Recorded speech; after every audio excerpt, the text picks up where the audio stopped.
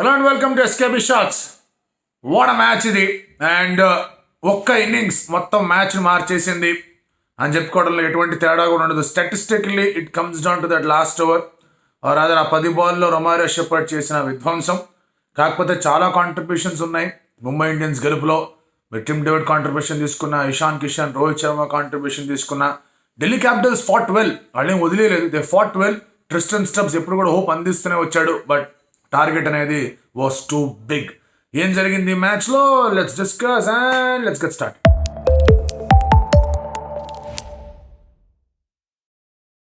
ముందుగా టాస్తో కొంచెం సర్ప్రైజ్ అయ్యారు. కారణం ఏంటంటే రిషబ్ పంత్ టాస్ గెలిచి ఫీల్డింగ్ ఎంచుకోవడం. 38-39 డిగ్రీల హీట్ ఉంది, హ్యూమిడిటీ ఉంది. అండ్ లాస్ట్ మ్యాచ్ వాళ్ళ బౌలింగ్ చాలా గట్టిగా బీటింగ్ తీసుకుంది. ఆ హీటు ఈ బీట్కి తగినట్టుగానే టాస్ గెలిచి వాళ్ళు బ్యాటింగ్ చేస్తారనుకుంటే లేదు, ఫీల్డింగ్ అన్నాడు.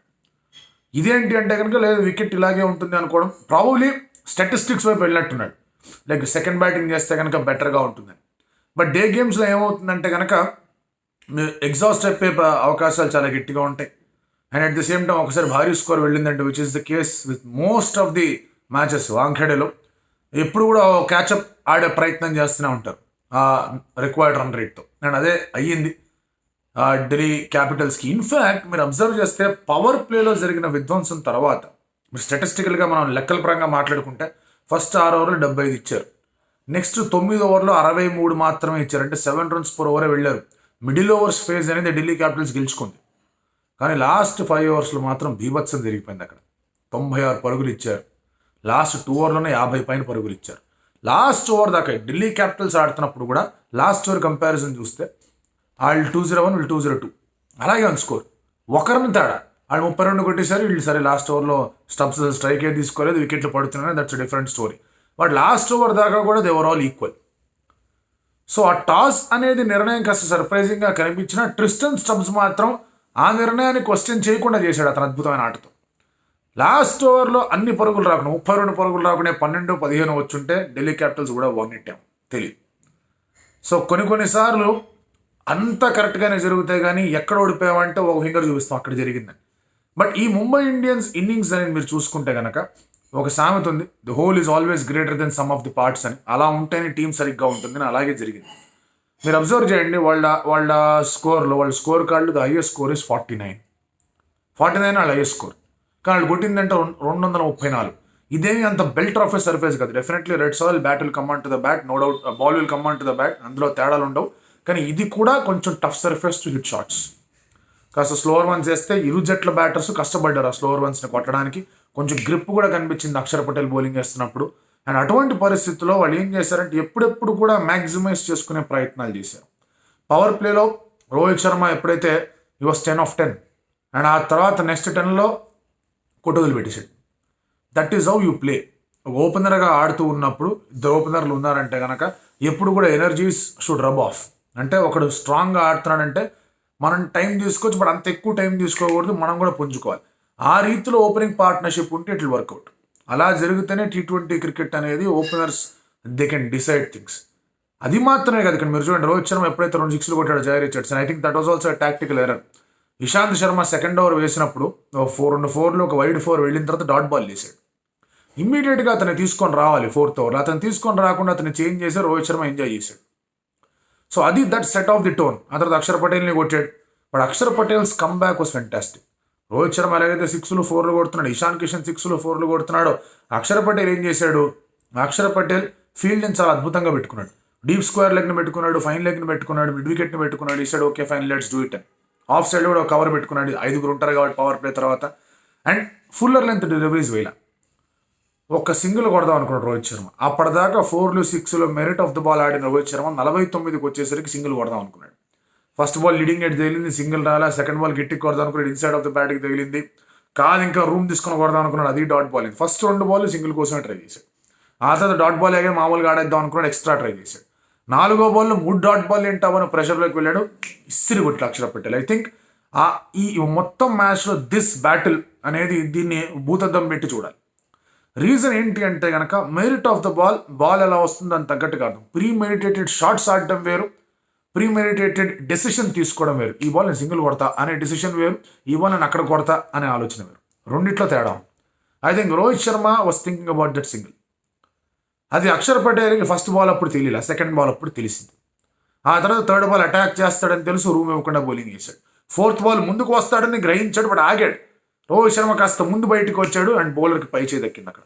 బట్ అప్పటిదాకా రోహిత్ శర్మ సృష్టించిన విధ్వంసం ఏదైతే ఉందో అది నెక్స్ట్ 7 ఓవర్స్లో, నెక్స్ట్ 9 ఓవర్స్లో, ఆర్ రాదర్ తన 7th ఓవర్లో వికెట్ పడింది కాబట్టి నెక్స్ట్ 8 ఓవర్స్లో దేవర్ only scoring 58, 7 runs per over కొట్టారు. అయినా కూడా 6 ఓవర్స్లో 75 ఏదైతే ముంబై ఇండియన్స్ సాధించిందో అది వీళ్ళకి ఇంత పెద్ద రేట్, ఇంత పెద్ద స్కోర్ అనేది నెక్స్ట్ 7 ఓవర్స్, నెక్స్ట్ 9 ఓవర్స్లో కూడా వాళ్ళు సరిగ్గా ఆడకపోయినా వాళ్ళకి ఒక మంచి అవకాశాన్ని తీసుకొచ్చి పెట్టారు. అది గ్రహించాలి. ఇషాన్ కిషన్ ఆడుతున్న సమయంలో సూపర్ క్యాచ్తో అక్కడ అక్షర్ పటేల్ అతను అవుట్ చేశాడు. దాని తర్వాత ఏంటబ్బా అనుకుంటున్న హార్దిక్ పాండ్యా ఒక స్టార్ట్ బాగానే చేశాడు, 140 స్ట్రైక్ రేట్తో స్టార్ట్ చేశాడు. అది పోయి 119కి దిగింది. 30 బాల్ ఆడిన తర్వాత అంత మంచి స్టార్ట్ వచ్చిన తర్వాత if you're going at 119 it is not a proper kind of batting. అతను అక్కడి నుంచి టేక్ ఆఫ్ చేస్తుంటే బాగుండేది, ఎందుకంటే ఈ కేమ్ 2 down వచ్చాడు. ఎందుకు వచ్చాడు? Left and right hand combination పోగొట్టుకోవడానికి వచ్చాడు, అంతకన్నా ఏం లేదు. సూర్య అవుట్ అయిపోయాడు, అందుకే అతను వచ్చాడు. Left and right hand combination ఉండాలి. ఇషాన్ అవుట్ అయిపోయాడు, తిలక్ వచ్చాడు, తిలక్ వెంటనే అవుట్ అయిపోయాడు and Hardik and David were batting. అటువంటి సమయంలో కొంచెం టైం తీసుకున్నా పర్వాలేదు, కానీ ఈ నీడెడ్ టు ఎక్స్ప్లోడ్. ఆ ఎక్స్ప్లోజన్ అనేది హార్దిక్ పాండ్యా నుంచి రాలా. అండ్ ప్రాబ్లీ అతను అవుట్ అవ్వకుండా ఉంటుంటే కనుక వచ్చేది. ఫుల్ టాస్ ఇట్లా కొట్టాడు, స్ట్రైట్గా ఫైనల్కి వెళ్ళింది, కానీ అవుట్ అవ్వకుండా కొంచెం ఎక్స్ప్లోజివ్గా ఆడుంటే ఈ వాజ్ 33 balls 39 అంత కొట్టాడు. ఇంకో 7 balls 20 కొట్టున్నా కూడా things would have been entirely different. అతను అక్కడున్న పరిస్థితులు అట్లా ఆడిన దానికి ఈ ప్రతిదీ ఇన్ సైలోస్ చూడాలి మనం. ఓన్లీ స్ట్రైక్ రేట్ చూస్తే వర్కౌట్ కాదు. ఈ కెన్ బి 20 in 30 deliveries. ఆ తర్వాత నెక్స్ట్ 20 balls 60 కొట్టాడు అనుకోండి, స్ట్రైక్ రేట్ మొత్తం మారిపోతుంది. బట్ ద థింగ్ ఈజ్ ఆ ఇనిషియల్ 30 deliveries ఏం జరిగింది అనేది ఒక ఆస్పెక్ట్ చూసుకోవాలి. కొన్నిసార్లు ఏమవుతుందంటే బాగా ఆడుతూ ఉండొచ్చు, వికెట్లు పడిపోతాయి, సో మధ్యలో స్లో అవుతాడు బ్యాటర్. ఎందుకు స్లో అయ్యాడనేది చూసుకోవాలి. ఇవన్నీ చాలా డిఫరెంట్ ఒపీనియన్స్ ఉంటాయి చూసుకోవడానికి. అన్ఫార్చునేట్లీ ఏమవుతుంది అంటే కనుక వీటిని మనం డిస్కస్ చేసుకుంటున్న సమయంలో ఇమోషనల్ ఫ్యాన్స్ అందరూ కూడా ఒక ఆస్పెక్ట్ని పట్టుకుంటారు, కానీ ఇంకో 2 ఆస్పెక్ట్లకి ఒక గుడ్డి కన్ను వేస్తారు, అలాగే చెవు కూడా వేస్తారు. దాంతో అర్థం కాని ఆస్పెక్ట్లు ఉంటాయి. బట్ టిమ్ డేవిడ్ ఎక్స్ప్లోజన్ అనేది హార్దిక్ పాండ్యా స్లోగా దాన్ని కవర్ చేసింది. రొమారియో షెపర్డ్ వచ్చాడు, అదరగొట్టాడు. మనం పొద్దున కూడా మాట్లాడుకున్న ముంబై క్యాన్ యాక్చువల్ ఎక్స్పెరిమెంట్. సూర్య వచ్చాడంటే కనుక రొమారియో షెపర్డ్ రావచ్చు, నబీ రావచ్చు, అవకాశాలు ఉంటాయని. నబీ డిడ్ వెల్, 2 overs వేసాడు, కొంచెం కంట్రోల్ చేయగలిగాడు రన్ రేట్ని. అంత భారీ స్కోర్ వచ్చిన తర్వాత Delhi had to go for it and Hardik did well. Bumrah 2nd over వేయించాడు. ఆ తర్వాత కొంచెం ఆగాడు, ప్రాబ్లీ ఒక 5th over 6th over వేయిద్దాం అనుకున్నాడు. బట్ అక్కడ ఎప్పుడైతే వార్నర్ వికెట్ పడిందో బుమ్రాకి చెప్పాడు, నాన్న ఆగు అని. వాడు గ్యాంబుల్ తీసుకున్నాడు అక్కడ. That was a complete Gamble. ఆ 4వ over వేయించడం అని రన్స్కి వెళ్ళిపోయే అవకాశం ఉండింది, బట్ ఈ టుక్ దట్ గ్యాంబుల్, ఎందుకంటే 234 అతని కిట్టీలో ఉంది కాబట్టి. అండ్ ఎప్పుడైతే వార్నర్ వికెట్ పడిందో షా ప్లేడ్ వెల్, షా బాగా ఆడాడు యాక్చువల్గా. బట్ అభిషేక్ పోరెల్ని ఢిల్లీ అక్కడ ఎందుకు పంపిస్తుందో నాకైతే అర్థం కాదు. ఇప్పుడు వాళ్ళు కుమార్ కుషాగ్రాని ఇంపాక్ట్ సబ్గా తెచ్చుకున్నారు, బాగా బాధ వదిలిపెడతాడని. అతన్ని పంపించాలి. లేదంటే కానీ Rishabh Pant should have walked in there. పెద్ద స్కోర్ రావాలి. Rishabh Pant probably wanted to bat at 5 ఏమో, లేదంటే ఫుల్లీ ఫిట్గా అనిపించలేదేమో అతనికి. హీ వాజ్ నాట్ రెడీ ఏమో అనిపించింది. దాంతో ఏమైందంటే అభిషేక్ పోరెల్ పంపించారు, ఇటు లాట్ ఆఫ్ బాల్స్, కొన్ని ఈజీ ఓవర్స్ వచ్చేసే ముంబై ఇండియన్స్కి. Score was not going anywhere. సరే షా కొంచెం బాగా ఆడుతున్నాడు, అభిషేక్ పోరెల్ అప్పుడే బాగా ఆడుతున్నాడు అనుకుంటున్న సమయంలో ఒక టో క్రషింగ్ యార్కర్ పడింది బుమ్రా దగ్గర నుంచి. వాడ yorker that was leg stump ఎగిరింది, షా బయటికి వెళ్ళాడు. అప్పుడు స్టంప్స్ వచ్చాడు. స్టంప్స్ అండ్ పోరెల్ ఆడుతున్న సమయంలో సరే పోరెల్ వికెట్ పడింది, పంత్ వచ్చాడు, పంత్ వికెట్ పడింది, అక్షర్ వచ్చాడు, అక్షర్ వికెట్ పడింది.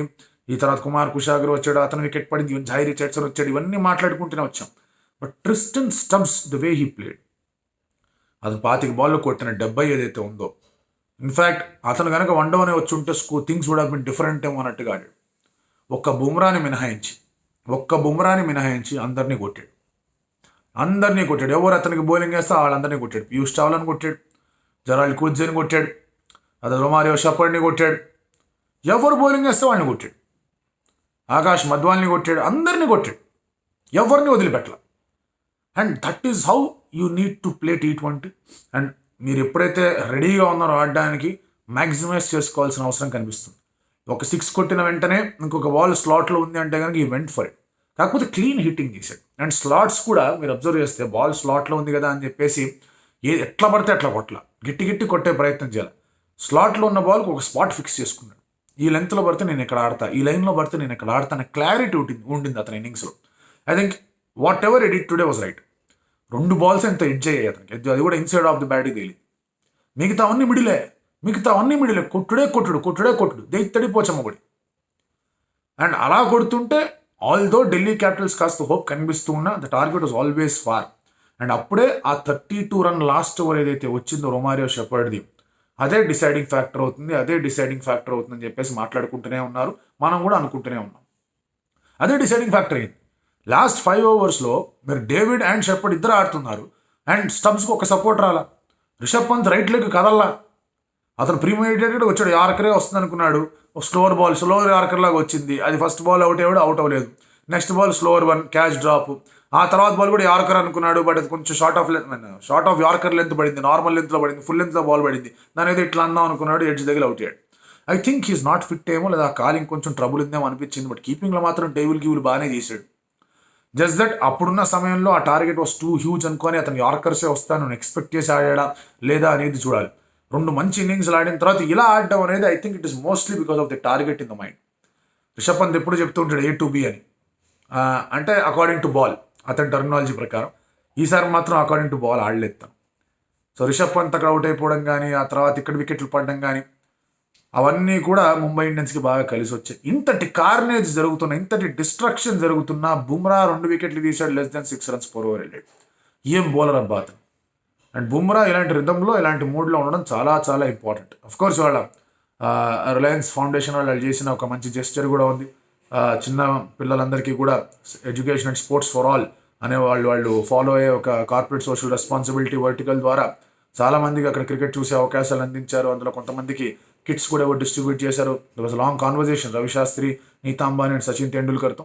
ఒక మంచి జెస్చర్ అనేది కనిపించింది. అండ్ హోమ్ టీం గెలవడం కూడా వాళ్ళకి బాగానే అనిపించి ఉండొచ్చు. But Mumbai should be thinking Hardik Pandya ఎందుకు బౌలింగ్ చేయాలి, ఇటువంటి సర్ఫేస్ మీద అతను బాగా బౌలింగ్ చేయాలి. ఫస్ట్ 2 మ్యాచెస్లో బౌలింగ్ చేశాడు, ఆ తర్వాత 2 మ్యాచ్లో ఎందుకు బౌలింగ్ చేయాలి? బౌలింగ్ మీద కాన్ఫిడెన్స్ పోయిందా, లేదా ఆప్షన్స్ ఉన్నాయని బౌలింగ్ చేయట్లేదా? If that is the case, what is his position as batter, ఇవన్నీ ఇవాల్యుయేట్ చేసుకోవాల్సిన అవసరం ఉంది. ఇండియా పాయింట్ ఆఫ్ వ్యూ నుంచి హార్దిక్ షుడ్ బౌల్. అటు కాకపోతే అక్కడ సమీకరణాలు I don't think Rohit will go to Hardik and say bowling వేస్తావు, ఇండియాకి నువ్వు ఆడాలి అని చెప్పేంత ఆలోచన అయితే అక్కడ కనిపించదు. But Hardik himself should realise ఎక్కడో అక్కడ ఎట్లాగొట్లా ఓవర్లు అనేవి చూపించేయాలి. ఇవాళ మ్యాచ్లో ఆల్రెడీ 6 బౌలర్స్ ఉన్నారు అతని దగ్గర, అందుకే అతను బౌలింగ్ వేయలేదు. బట్ అది కూడా జరిగి ఉంటే కానీ ఇంకొంచెం పిక్చర్ పర్ఫెక్ట్గా ఉండేది ముంబై ఇండియన్స్కి. బట్ కంప్లీట్ క్లీన్ హిట్టింగ్ అంటే things are going well for you, make the most అనే ఒక సామెత ఉంది కదా, దాన్ని పూర్తి స్థాయిలో యూటిలైజ్ చేసుకున్నారు ముంబై ఇండియన్స్. అది పెద్ద టార్గెట్ అయిపోయేసరికి ఢిల్లీ క్యాపిటల్స్ ఆల్రెడీ ఒక డిప్లీటెడ్ బ్యాటింగ్ రిసోర్సెస్ ఉన్నాయి వాళ్ళ దగ్గర. మార్ష్ లేకపోవడం, వార్నర్ తొందరగా అవుట్ అయిపోవడం, అండ్ దెన్ మీకు ఇంకా బౌలింగ్లో కూడా ఇబ్బందులు కనిపిస్తూ వచ్చాయి. కుల్దీప్ యాదవ్ కూడా లేదో డిప్లీటెడ్ రిసోర్సెస్తో ఉన్న వాళ్ళ team they did well, Stubbs did well. అతను కొంచెం సపోర్ట్ ఉంటుంటే బాగుండేది. ఎట్టకేళ్ళకు ముంబై ఒక బోనీ అయితే చేశారు.